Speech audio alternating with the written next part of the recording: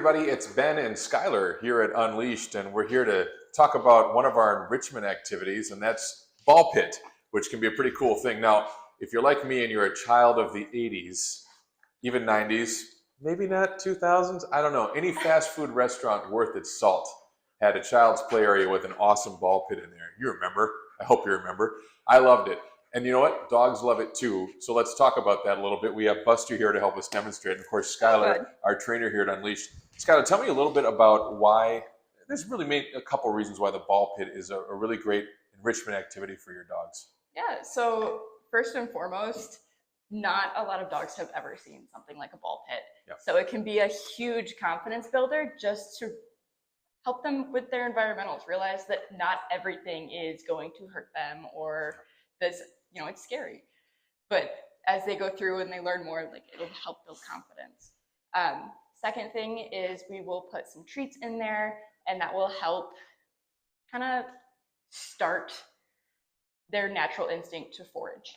So they're going to move the balls around, which is going to help build even more environmentals. And they're also going to wear themselves out by doing that mental stimulation of foraging through all the balls for food. That's awesome. So we have usually 15-minute sessions or so, and it gets your dog stimulated. And that's what we're looking to do with our enrichment activities here, much like I was stimulated at Hardee's when I was a kid. All right, jokes aside, let's try this now, and we'll have Buster demonstrate and show us what you do when you're having somebody try out the ball pit. Needs more treats? Okay. Yeah. She needs to go get some more treats, which we'll do here.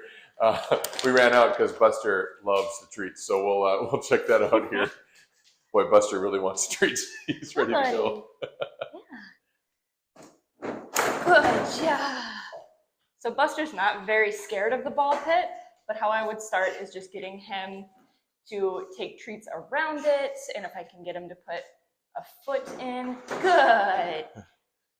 And I reward that. We just want to, good. Make this as positive as possible for him. Good job. Yeah. And as he builds some more confidence, I ask for a little bit more. So this time maybe I'll ask for 2 paws in there. Yeah, good boy. Good.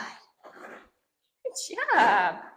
We'll see if we can get him to eat some treats out of the bottom of the ball pit.